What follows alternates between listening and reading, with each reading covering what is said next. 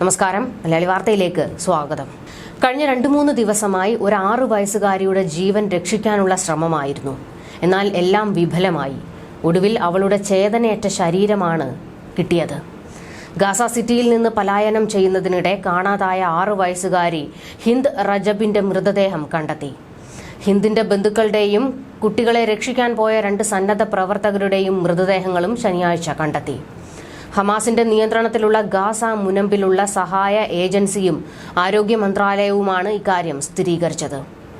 2 ആഴ്ച മുൻപ് കുടുംബാംഗങ്ങൾക്കൊപ്പം തെക്കൻ ഗാസയിലേക്ക് കാറിൽ പോകവേ ഇസ്രയേൽ സൈന്യം നടത്തിയ വെടിവെപ്പിൽ ഹിന്ദ് ഒഴികെ കാറിലുണ്ടായിരുന്ന എല്ലാവരും കൊല്ലപ്പെട്ടിരുന്നു. സഹായം തേടി ഹിന്ദ് റജബ് നടത്തിയ അടിയന്തര ഫോൺ സന്ദേശത്തെ തുടർന്ന് കുട്ടിയെ തിരഞ്ഞ് പലസ്തീൻ റെഡ് ക്രസന്റ് സൊസൈറ്റിയിലെ യൂസഫ് സെയ്നോയും അഹ്മദ് അൽ മദൂനും പുറപ്പെടുകയായിരുന്നു. ഇവരെക്കുറിച്ച് പിന്നീട് വിവരമൊന്നും ലഭിച്ചതുമില്ല. കാറിൽ മൃതദേഹങ്ങൾക്കിടയിലിരുന്ന് കണ്ണീരോടെ ഹിന്ദ് നടത്തിയ ഫോൺ വിളിയുടെ ശബ്ദരേഖ റെഡ് ക്രസന്റ് സൊസൈറ്റി പുറത്തുവിട്ടിരുന്നു. എനിക്ക് പേടിയാകുന്നു, എന്നെ കൊണ്ടുപോകാൻ ആരെങ്കിലും വരൂ എന്നായിരുന്നു ആ കുരുന്നിന്റെ യാചന. ചേതനയറ്റ തന്റെ ബന്ധുക്കളുടെ മൃതദേഹങ്ങൾക്ക് സമീപം നിന്ന് ഏകദേശം 3 മണിക്കൂറോളം ഹിന്ദ് സഹായത്തിനായി അഭ്യർത്ഥിച്ചു. ആംബുലൻസ് സഹിതം സന്നദ്ധ പ്രവർത്തകരെ അയച്ചുവെങ്കിലും പിന്നീട് ബന്ധപ്പെടാൻ സാധിച്ചില്ല. ഗാസ സിറ്റിയിലെ ടെൽ അൽഹവ പ്രദേശത്തെ ഒരു പെട്രോൾ സ്റ്റേഷന് സമീപമാണ് ഹിന്ദിന്റെയും ബന്ധുക്കളുടെയും രക്ഷിക്കാൻ പോയവരുടെയും മൃതദേഹം കണ്ടെത്തിയത്. ശനിയാഴ്ച പുലർച്ചെ ഇസ്രയേൽ സൈന്യം പിൻവാങ്ങിയതിനാലാണ് പ്രദേശത്ത് എത്താൻ കഴിഞ്ഞത്. ഇസ്രയേലിന്റെ ഭീകരമായ കുറ്റകൃത്യം എന്ന് സംഭവത്തെ ഹമാസ് കുറ്റപ്പെടുത്തി. ഗാസയിൽ വൻതോതിൽ കുട്ടികൾ മരിക്കുന്നുവെന്ന് യുനിസെഫ് വ്യക്തമാക്കിയതിന് പിന്നാലെയാണ് 6 വയസ്സുകാരിയുടെ മരണവാർത്തയും പുറത്തുവരുന്നത്.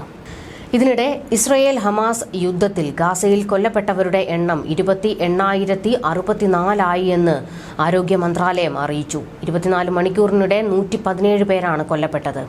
പരിക്കേറ്റവരുടെ എണ്ണം 67,611. അതേസമയം റഫയിൽ ഇസ്രയേൽ വ്യോമാക്രമണം ശക്തമാക്കിയതോടെ പലസ്തീൻകാർ മധ്യ ഗാസയിലേക്ക് പലായനം ചെയ്യുകയാണ്. അന്താരാഷ്ട്ര സമ്മർദ്ദമുണ്ടെങ്കിലും റഫയിലെ സൈനിക നടപടി ഇസ്രയേൽ നിർത്തിവെക്കില്ലെന്നാണ് ബെഞ്ചമിൻ നെതന്യാഹുവിന്റെ വാക്കുകൾ വ്യക്തമാക്കുന്നത്. 1 മാസം കൊണ്ട് റഫയിലെ കരയുദ്ധം പൂർത്തിയാക്കാനാണ് ഇസ്രയേലിന്റെ പദ്ധതി. ഇത്തരമൊരു നീക്കമുണ്ടായാൽ 10,000 കൊല്ലപ്പെടുമെന്ന് ഹമാസ് ഇസ്രയേലിന് മുന്നറിയിപ്പ് നൽകിയിട്ടുണ്ട്. റഫയിലേക്ക് യുദ്ധം വ്യാപിപ്പിക്കുന്നത് തീക്കളിയാണെന്ന് അമേരിക്ക മുന്നറിയിപ്പ് കൊടുത്തു. ഇത് അവഗണിച്ച് യുദ്ധ ടാങ്കുകൾ അയക്കാൻ ഉത്തരവിട്ടിരിക്കുകയാണ് നെതന്യാഹു.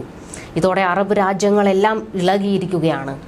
റഫ മാനുഷിക ഇടനാഴിയാണ്, ഗാസയിലേക്ക് മാനുഷിക സഹായങ്ങൾ എത്തിക്കുന്നതിനുള്ള ഏക മാർഗം. ഇവിടെയും യുദ്ധക്കളമായാൽ ഗാസയിലെ ജനങ്ങൾ ചത്തൊടുങ്ങും.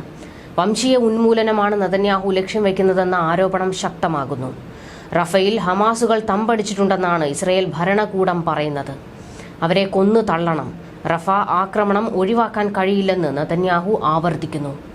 ഇസ്രയേൽ വലിയ വിപത്ത് ക്ഷണിച്ചു വരുത്തുന്നുവെന്ന് അമേരിക്ക വീണ്ടും മുന്നറിയിപ്പ് കൊടുക്കുകയാണ്.